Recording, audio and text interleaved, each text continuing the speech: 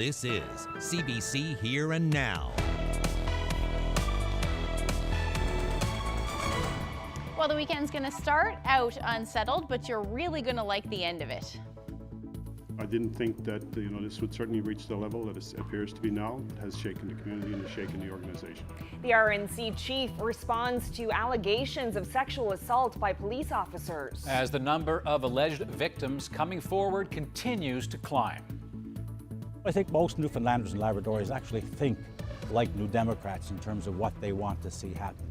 Tonight, a look back at Jack Harris's political career as he calls it quits in federal politics. Our Peter Callan has a feature interview with Harris in our second half hour.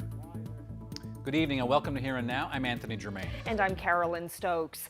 Well, for the first time, the chief of the RNC is addressing the allegations against officers on duty. As Here and Now's Mark Quinn reports, 13 women now say they were sexually assaulted by 8 officers, and one of the accused officers is still on the job. I didn't think that this would certainly reach the level that it appears to be now. They are allegations, so it's not proven yet, but certainly it has shaken the community and has shaken the organization. Since RNC officer Douglas Snellgrove was convicted this May, more than a dozen women have told lawyer Lynn Moore that they were sexually assaulted by RNC officers who offered them rides home from downtown St. John's. I liken this to you go do renovations on your house and you pull back a wall and you find rot in the wall. And then you can't repair the wall, you can't improve your home until you get rid of that rot. Boland says there are questions he can't answer because he may be asked to testify in court. 2 of the women who spoke with lawyer Lynn Moore also spoke with Boland. He won't say who they spoke with first, but he did say none of the 13 women have made formal complaints to the police. I don't want to get into anything in relation to that could potentially identify anybody here. And as you know, that if there are criminal charges laid, that I become a witness to this. So I don't want to jeopardize anything in relation to my testimony. Boland says if an officer sexually assaulted someone, they should be held accountable.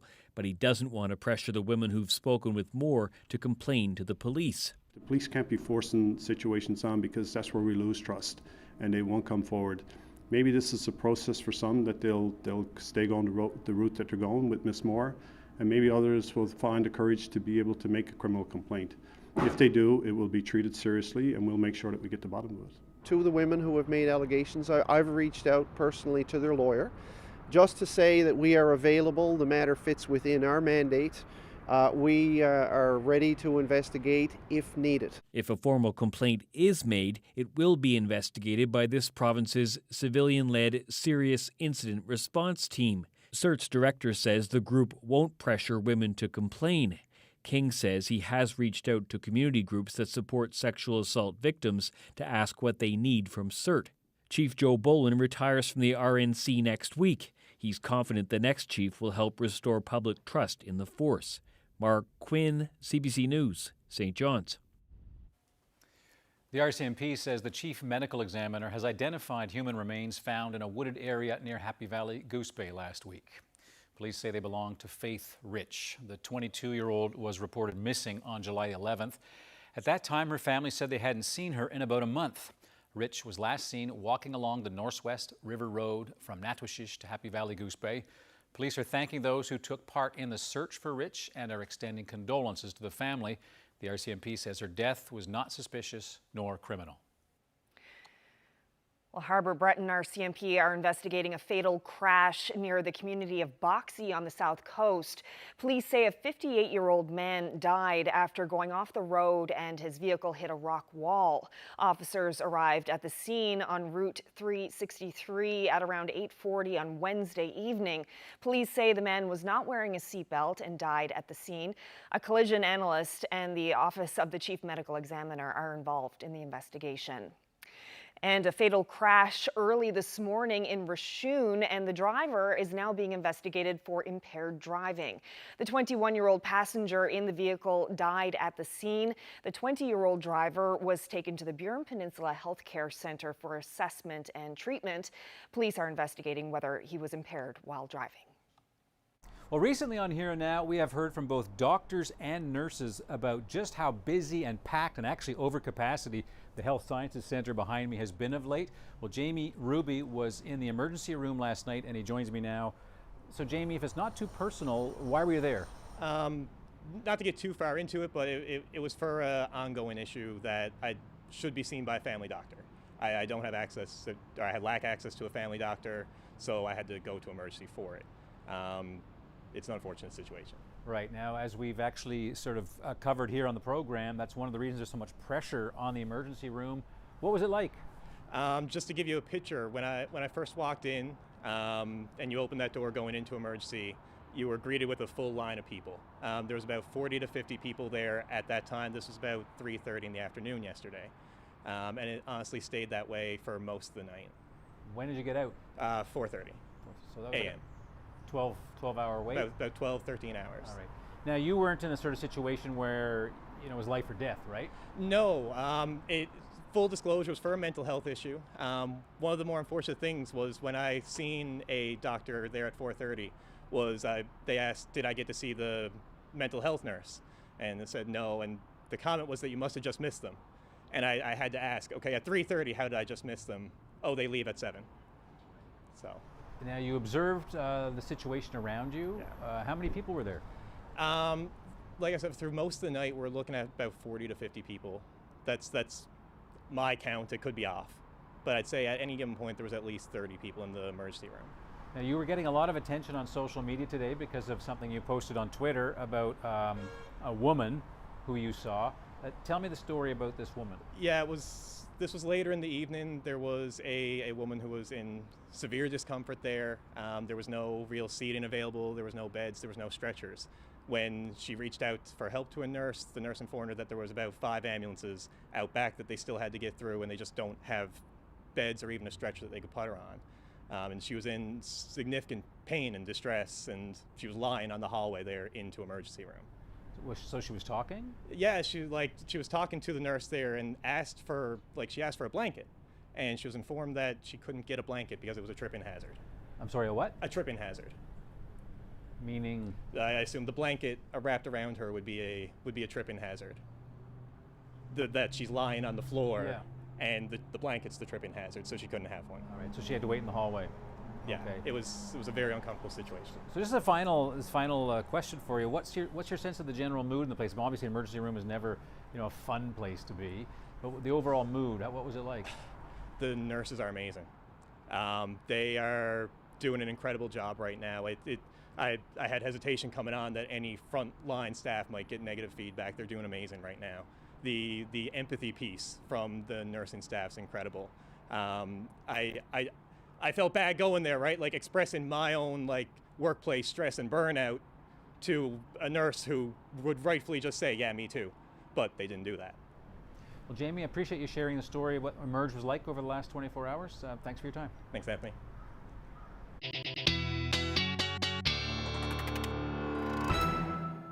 Well, the rain has finally calmed down a little bit across most of the province. We do still have an area of low pressure rotating counterclockwise. That's where all that cloud cover is coming from. Beautiful afternoon across most of Labrador today.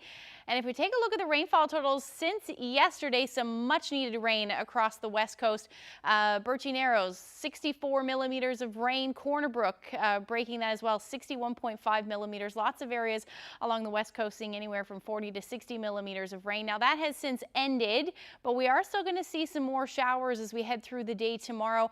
We're looking at somewhere between 5 millimeters, mainly around 5 millimeters. We could see some pockets of upwards of 10 millimeters, but conditions will really improve as we get through the weekend. So it's wet here, but a very different story in Ontario. Carolyn? Yes, the battle with forest fires in Ontario continues, and now Newfoundland and Labrador is sending 2 water bombers to help. 2 CL-415s, 4 crew members, and 3 maintenance staff will be deployed to Geraldton in the western part of that province. Firefighters in the northwest recorded 8 new wildfires yesterday, which was welcome news for crews on the ground, and that's because earlier in the week, the Ministry of Natural Resources and Forestry was recording 70 new fires per day. This afternoon, there were more than 151 fires burning in northern Ontario. New Brunswick is taking a very big step toward bringing an end to the COVID-19 pandemic. The province will remove all restrictions 1 week from today. That means no travel restrictions, No gathering limits, no distancing, and no requirement to wear face masks in public. But federal travel restrictions will remain in place. Premier Blaine Higgs says the province has a low active case count and has surpassed its first vaccination dose target, even though it hasn't yet met its second dose targets. We came to this decision because we have surpassed our first goal of 75% of eligible population getting their first vaccine and are now at 81%. In addition, by the end of next week, the percentage of eligible New Brunswickers vaccinated with the second dose will be sufficient to balance out many of the current risk of living with COVID-19, while we continue to strive to immunize as many New Brunswickers as possible. Today we have 3 new cases, 10 active cases overall, and no hospitalizations. And the majority of new cases have been travel-related and have not spread. These are the reasons we are comfortable moving forward, as we know New Brunswickers now have the tools and the knowledge needed to manage COVID-19. It's important to remember that people will move to this next phase at their own pace, and that's okay. Some people will feel excited and eager to resume their pre-pandemic lifestyle. Others will feel stress, anxiety, and worry for different reasons. Again, they themselves might be immune compromised, they themselves might be undergoing cancer treatment or be a transplant recipient, etc. So we don't know how everybody is feeling at this time, but we do have to give them space and give them kindness and compassion as we move through these next few weeks and months. Well, a federal election is looming and could come as soon as next month. But after a political career spanning 26 years, Jack Harris won't be part of it. The St. John's East MP announced his departure from politics last month. Historically, Harris is the only NDP candidate to win his riding, but doesn't believe he'll be the last. There is no reason why this could not stay as an NDP riding. I think there's going to be a very interesting race. I'm sure we'll have a quality candidate and someone that the St. John's East constituents will be very proud of, and we'll work very hard for them and for the kind of things that we believe in. And I think, I think most Newfoundlanders and Labradorians actually think like New Democrats in terms of what they want to see happen. Here now's Peter Cowan sat down with Jack Harris to reflect on a career that spans nearly 3 decades. That's ahead in about 20 minutes. A longtime advocate for ovarian cancer patients has died. Susan Glynn was 55 years of age. She was outspoken on a number of issues, from ovarian cancer awareness itself to ensuring that parents had access to parking at the hospital. I'm here today because it's an important cause and it's near and dear to me and all these cancer patients that I'm standing up here and saying, you know what, we need this parking and we need it now. Glenn was diagnosed with stage 3 ovarian cancer in 2014. Even while battling the disease, she became an advocate for patients who couldn't find parking spots at the hospital when they arrived for their treatments. And she argued that patients would have to park far away and face long walks while fatigued and worn out from their cancer treatments. She also worked to bring awareness to ovarian cancer. During her battle, she also ran the Tele 10 back in 2018. Glynn died surrounded by family at the age of 55.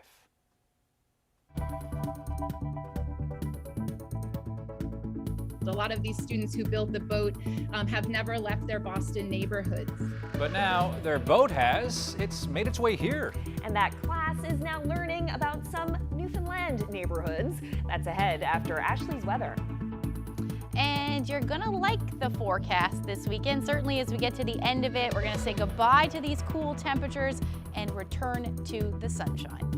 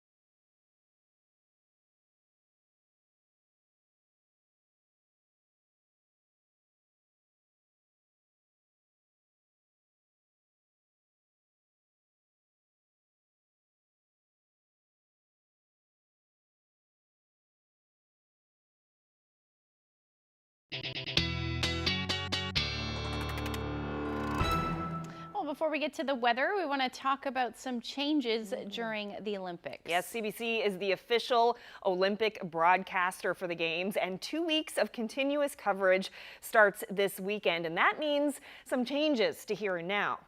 Starting Monday and for 2 weeks only, Here and Now will be a 30-minute program airing at 7:30 weeknights Newfoundland time, 7 o'clock in most parts of Labrador. Yeah, that's just for 2 weeks during the Olympic Games, and then we're back to our normal time. So on Monday, if you're wondering why we're not on at our regular time, you can find us at 7:30 Newfoundland time. All right, so before Monday, we have to get through the weekend, and you were saying that it's looking like it's going to clear up a bit and some sunshine's going to come out and some warmer temperatures. Yeah, we're, you know, it's not been exactly the nicest week in July right across the board. However, much needed rain for most areas. East saw that first, now the West is seeing those rainfall totals, and we're going to see those temperatures warm up. So let's take a look at what we're sitting right now, and then we're going to say goodbye to them for a little bit. 16 degrees in St. John's today. This is well below where we should be sitting this time of year. I think average temperature around now is about 21 degrees. Towards Twillingate, you're sitting around 11 degrees as your afternoon high. Temperatures a little bit warmer across Labrador, 22 in Lab City and 17 in Makovic today. Those temperatures still sitting there. You're looking at a beautiful evening tonight. And then the cooler temperatures will move in. So we're looking at about 16 degrees right now. So still sitting in that daytime high right now. 14 degrees in Corner Brook and 10 in St. Anthony right now. So taking a look at the satellite and radar, we do have an area of low pressure spinning counterclockwise. That's what's bringing all of that cloud cover and showers. The heaviest showers have moved off now, but we are still looking at the chance of some showers as we head through the evening hours tonight as this low continues to spin but weakens over us as we get over the next 24 hours. So taking a look at the future tracker, most of Labrador will actually be fairly nice as the low sinks a little bit further south. Clearing skies a story for you tonight, except right along extreme southeastern portions of Labrador. Otherwise, showers the story. And then as you see these onshore flow here is where we're going to see the potential anywhere really along the northeast for some fog patches to develop after through the overnight tonight rather. And then parts of the southwest as well. We'll see that onshore flow. So you're going to see that chance of some fog patches as well. But overall, it will be an unsettled evening. We should see some clearing skies as we get into the morning hours for most of eastern Newfoundland. So as far as rainfall totals go, we're going to say goodbye to the heavy rain, but the chance of showers is still going to stick around. Tonight, probably a trace to maybe 5 millimeters of rain for most.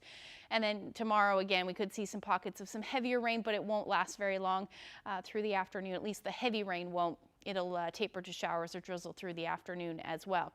As far as temperatures go for the night tonight, 11, 12 degrees for most of the island. A little cooler for the northern peninsula, but a beautiful evening tonight across Labrador. Light winds, 10 to 12 degrees is your overnight lows, and partly to mostly cloudy skies is the story for you. And then as we head through the day tomorrow, like I said, that area of low pressure is weakening through the day. So we are going to see some showers, potential for some showers. Probably best chance of seeing the sunshine will be mainly for eastern Newfoundland through the first half of the day. And then we'll see those clouds move back in and the chance of showers as well. It won't be a washout by any means, but that risk of showers will certainly still exist. Across Labrador, beautiful day tomorrow. Your temperature is fairly nice as well, but we're going to start to see those temperatures creep up for eastern areas of the island. So back up into the 20s, it looks like 21 degrees for St. John's. Those winds will be out of the southwest now, about 20 to 40 kilometers per hour. Now the further west we go towards Clarenville, Bonavista, a little bit more in the way of gray skies and the chance of showers. I'm not saying you're not going to see the sun. You'll probably see a few peaks, but it won't. It'll be generally a gray day. As you head towards central, a little cooler, 17 degrees in Gander, 13 in Grand Falls, Windsor, and then again along the south coast, a little bit cooler. Same thing for the west coast with those gray skies sticking around. Your winds will be out of the northeast as we get that counterclockwise rotation. Once that moves out, we'll see that wind shift and those temperatures will bump back up again. Now, as far as the northern peninsula goes, Looking like a little bit of sunshine, but mainly cloudy for the most part for the northern portion. St. Anthony sitting around 13 degrees tomorrow. Then we get into the beautiful temperatures. Cartwright 24 degrees tomorrow, plenty of sunshine. Take a look at this, mid to high 20s across most of the big land. Some areas will see temperatures 26, 27 degrees, not a whole lot of wind to speak of, a little bit of a breeze in the west. About 15 to 20 kilometers per hour, but overall looking like a beautiful start to the weekend, and it gets better as we get into Sunday. I'll get into all of those forecast details when I come back. Well, it's like a message in a bottle, but with a twist of technology. A mini boat built by fourth graders in Boston washed up on the island's southern shore this week. The students launched the boat 2 months ago, hoping it would end up in Europe, but instead it found its way to Kent Cove, just west of McCallum. Joining me now is one of the people who retrieved the boat, Sherry Fever in McCallum, and in Boston, Emily Bryant is the education director with the USS Constitution Museum, involved in the student project. So Emily, let's begin with you. Can you tell us more about the boat and what the project is about? Of course. Yeah, so I work at the USS Constitution Museum in Boston, and our museum tells the story of the historic warship USS Constitution. And so we thought, okay, what's a great way to teach Constitution's history than to have students in our neighborhood build their own little sailing boat. So we partnered with an organization called Educational Passages that provides these mini boats, and our local elementary school called Harvard Kent. And 11 fourth graders over the course of about 10 weeks in winter of 2020 worked with us at the museum to build and assemble a small 5-foot unmanned sailboat. Wow, and it has a tracker on it too, so you could keep track of where it is in the world. And what was the plan for it? So we know about currents and winds, and so we had launched into the Gulf Stream down off the coast of North Carolina earlier this year, and we put it in the Gulf Stream, and the Gulf Stream is a current that goes across to Europe. So we thought our boats had a really good chance of making it across there. However, Tropical Storm Elsa had other plans, dislodged the boats from the Gulf Stream, and so they started drifting north towards Newfoundland and Nova Scotia. And Sherry, this is kind of where you come in. You and your husband retrieved that boat. How did that come about? How did you get involved? We had actually no idea about it until I had a text from my brother-in-law, and he sent me the map and showing, where it was. And he said, I think this is close to, McCallum. He said, maybe, you and John could go and try to, see if you could get it. And I was like, oh, okay. So I showed it to my husband, and he's like, he knew right where it was. And my daughter actually, well, she had just finished her internship and she taught grade 4. And she's like, Mom, you and Dad should go try to see if you could find it. Well, we thought it would be nice to find it for them. And tell me about the journey to find it, because you did have to go out in a boat and search the shoreline. What was that trip like? We left at 6, and I think we were around 40 minutes getting there. We were going into Kent's Cove, and while I guess, obviously we didn't see nothing far away, but the closer we got, I was like, I think that's it. I could see the sail there, and I'm like, oh my gosh, we found her. It's there, right? All the way from Boston. I know. Emily, how did you react, and how did the students react? Yeah, we were very nervous. Part of this program is to expose students to other parts of the world. A lot of these students who built the boat have never left their Boston neighborhoods. So to learn about another part of the world, we're, at the museum looking over the satellite maps and seeing, okay, no roads. This looks very rocky. The town has, is an hour and a half from a road. So we're feeling very nervous. Our little boat had just survived a tropical storm. We didn't want it smashed up on the rocks as it made landfall. So we were just overjoyed that it seemed to have landed in a cove safely. It was still reporting on its GPS tracker. So we were thrilled. It did seem very remote. So we're like, okay, we might sit there for a while. But the power of social media helped us connect us with Sherry, and certainly the students have been very excited following along with this. I don't think they ever thought this kind of happy ending would happen. So what happens now? What happens with the boat? It's decorating Sherry's yard right now. The goal is to have the Department of Fisheries and Oceans come by, pick up that boat from Sherry's yard, and take it to maybe a more populated area where there's some more students who can open up the boat's hold, see what's inside, add their own messages, and then we'll get the boat repaired and hopefully relaunched into the Gulf Stream so it can continue its journey. And what is inside of the boat? Oh, I don't know if I should reveal. Yes, so our students, they wrote messages. There's some supplies and goodies from their school, and there's pictures of the kids and then information about the project as well. Well, such a fun project for the students in Boston, it sounds like, and now for some folks here in this province as well who get to take part in it. Emily Bryant and Sherry Fever, thank you so much for sharing this story with us. You're welcome. Thank you.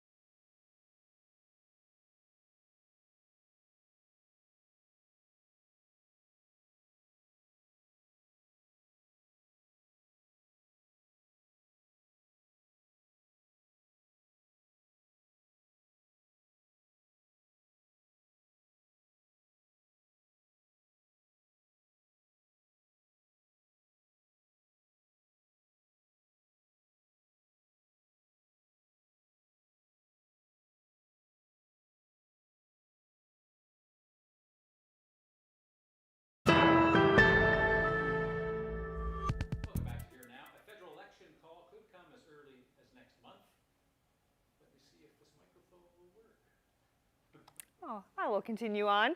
Yeah, whenever it is the federal election, Jack Harris won't be on the ballot.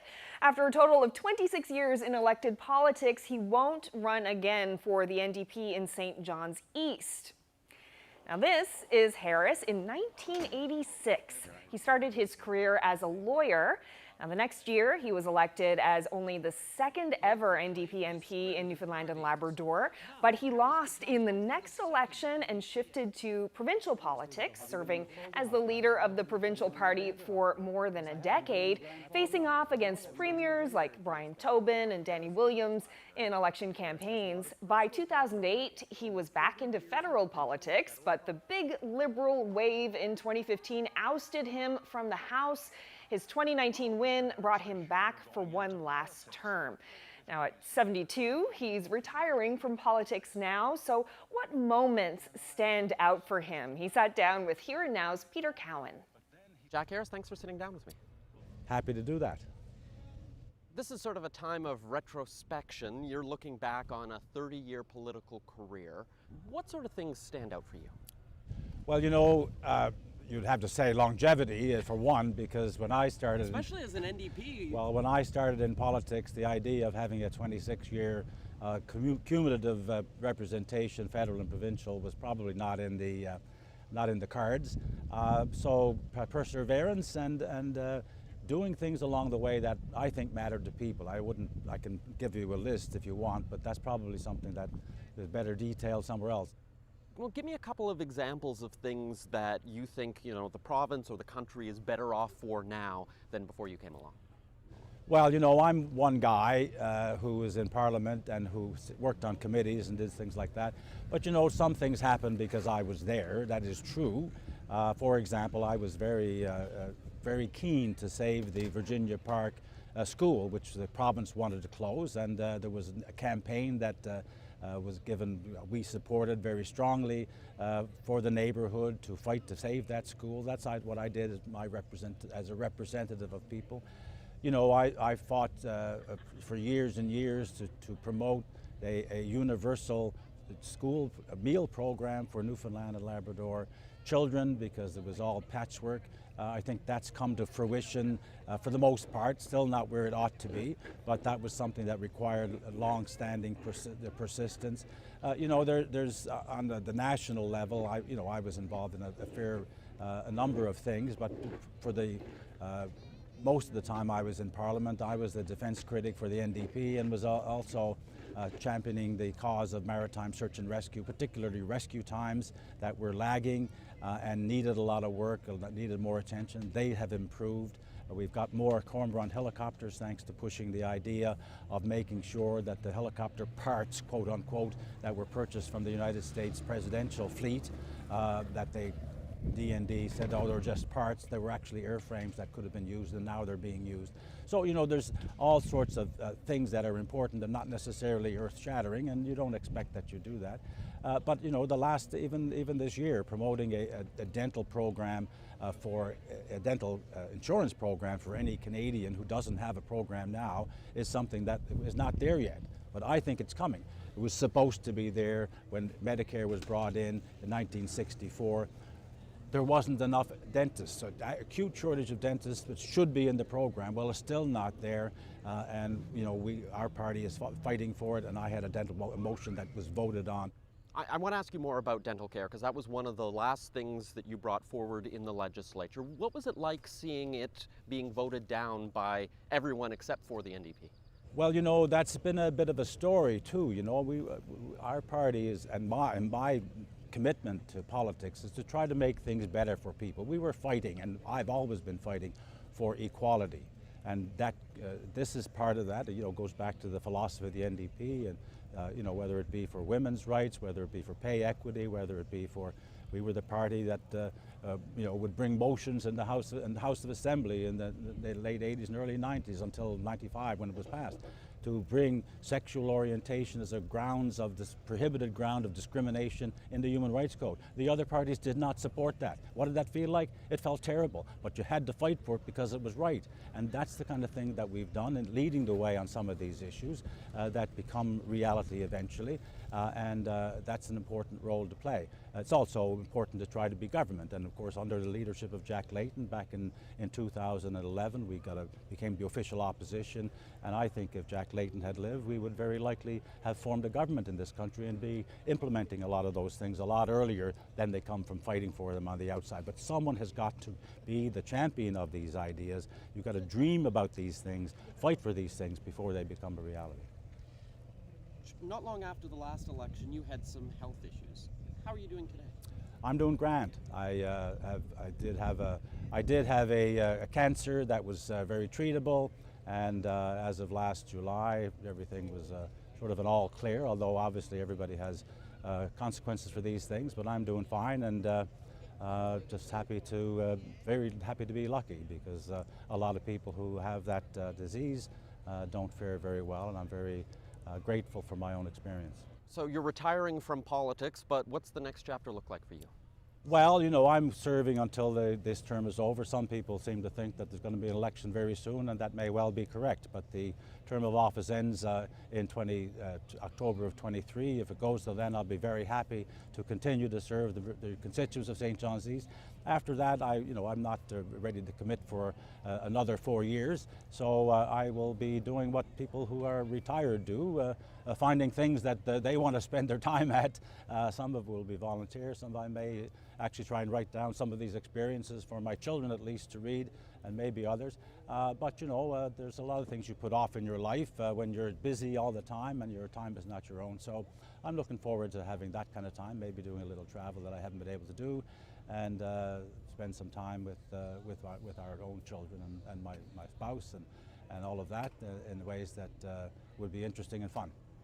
What's it going to be like sitting on the sidelines for an election after all these years of being front and center? Well, that's right. I can't remember an election that I wasn't in the last number of years, except provincial elections when I was running federally.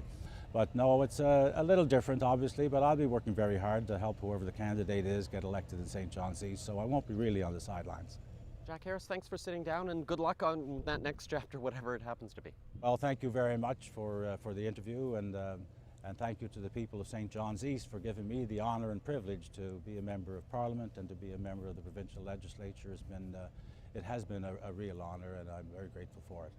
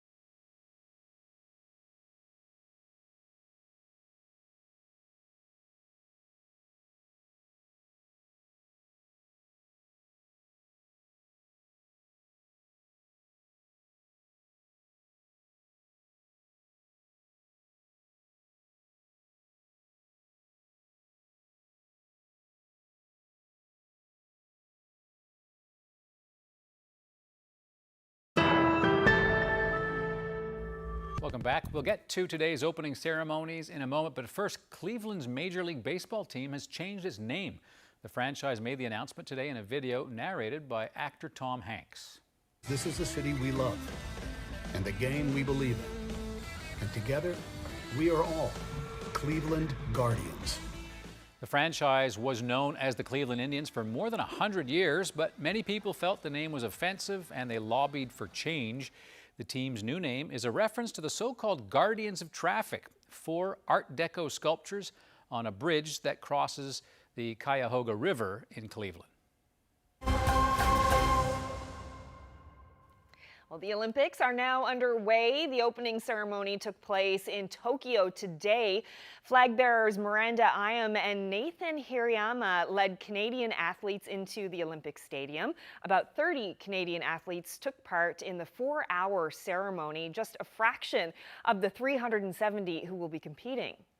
Canada! Canada! Canada! It was celebratory but subdued because of the pandemic. Most of the seats in the stadium were empty, with fewer than 1,000 people in a stadium that can hold 70,000. The Tokyo Olympics were supposed to take place last year, but they were delayed because of COVID-19. The opening ceremony has also been dealing with a controversy, including the show director being dismissed yesterday. That was related to a video from the 1990s where he appears to make jokes about the Holocaust. Well, Anthony, as we mentioned earlier, Here and Now is going to be a bit different, a bit of a different show for the next 2 weeks to accommodate all of that Olympic coverage. Yeah, certainly. Starting Monday, Here and Now will be a 30-minute show that starts at 7:30 Island time, half-hour earlier in most parts of Labrador. So we'll still be here with your daily local news and weather, albeit a little bit shorter and a little bit later. Yes, again, that's just for the next 2 weeks. Here and Now will return to our normal length and time slot on August 9th.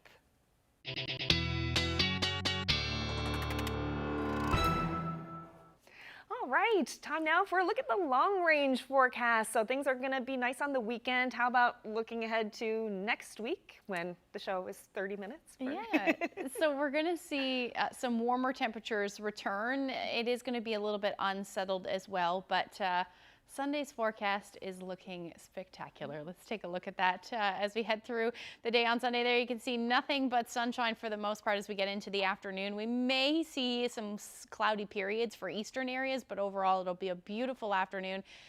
And then as we get into Monday, we'll start to see that unsettled conditions return to Labrador, and then eventually through the afternoon and evening hours on Monday into Tuesday, that's when we're going to see the unsettled conditions return to most of the province. Now, as far as those temperatures go, though, as we get into Sunday, temperatures will be absolutely beautiful. 22 degrees in St. John's under a mix of sun and cloud.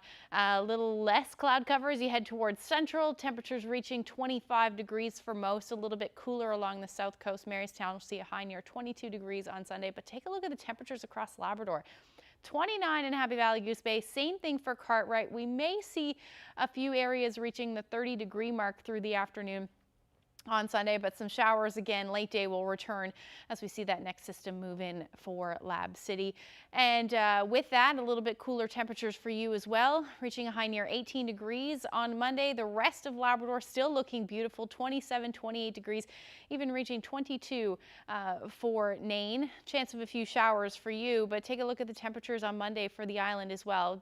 Back into the 20s, a little bit cooler than what we're going to see in some parts for Monday, but 23 degrees for St. John's, 16 for Port aux Basques. Going to keep that chance of showers in for you later on in the day. You may see a few peaks of sun in the morning, but overall temperature will be hovering around 16 degrees.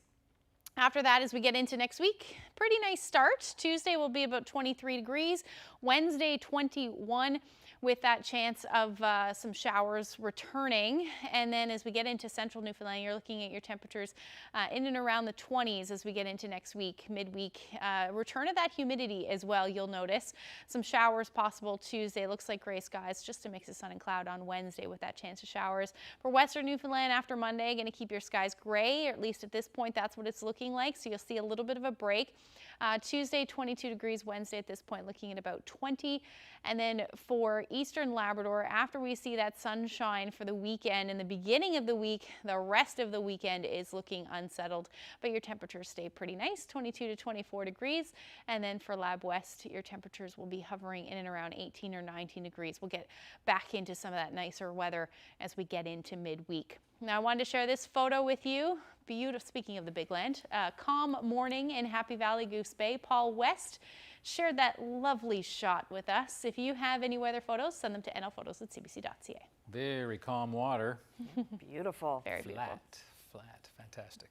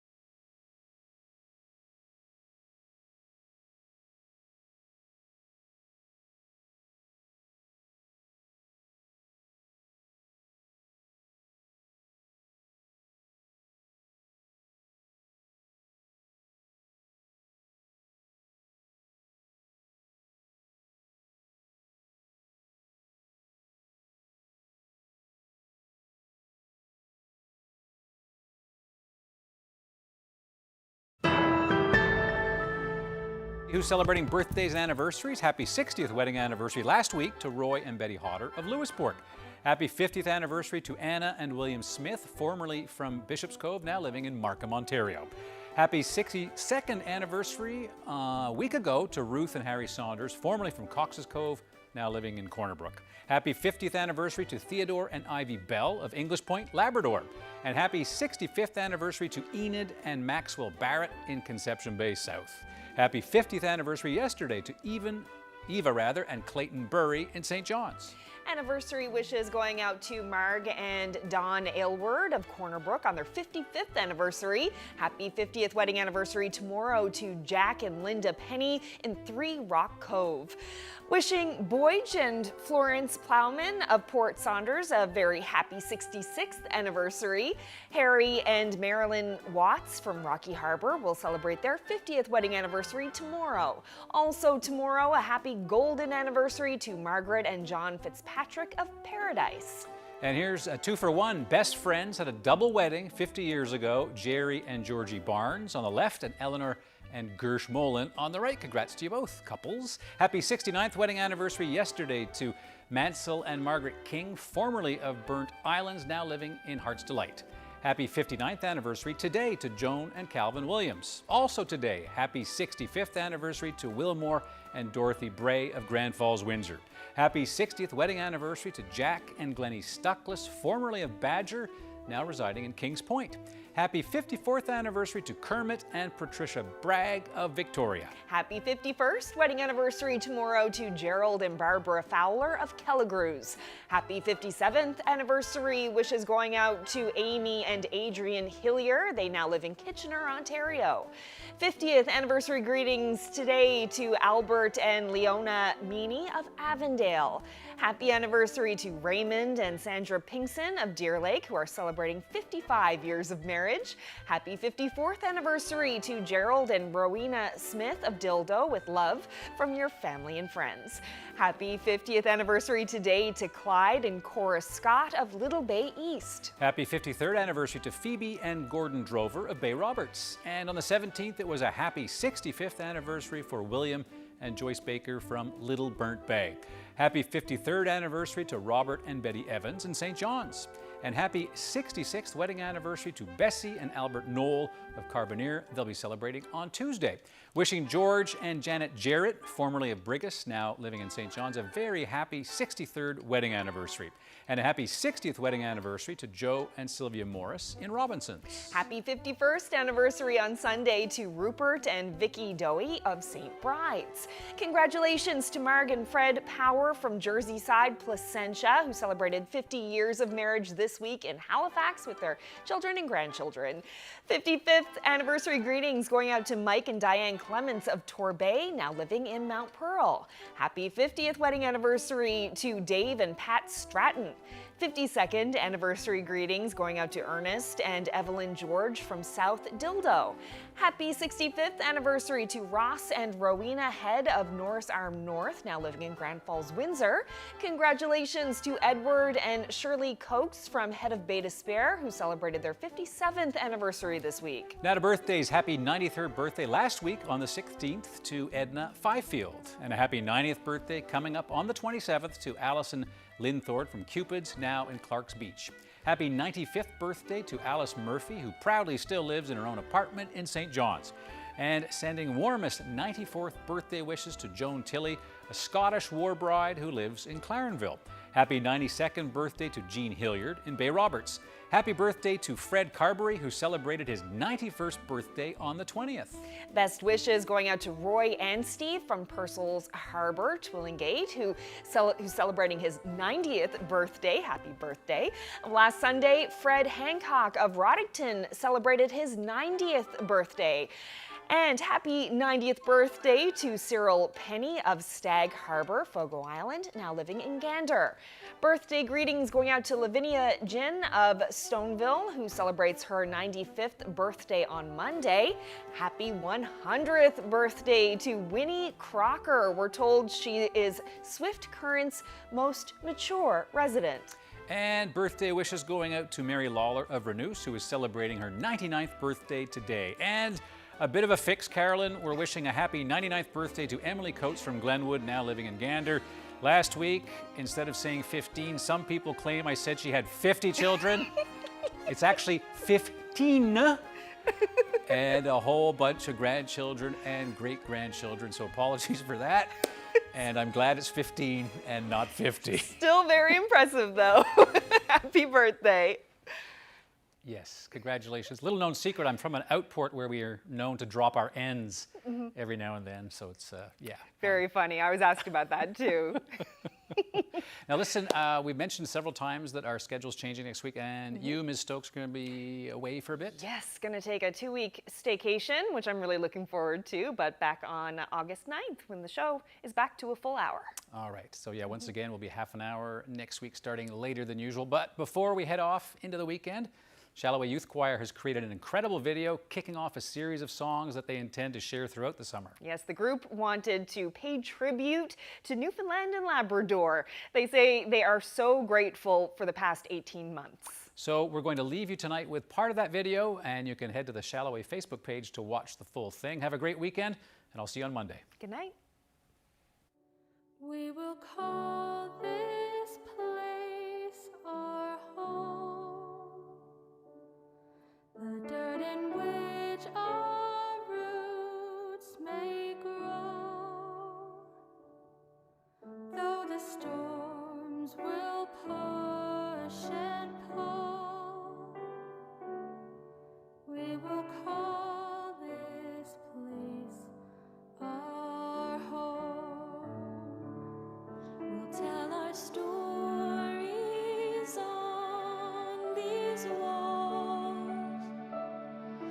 Every year measure how tall, and just like a work of art, we'll tell our stories on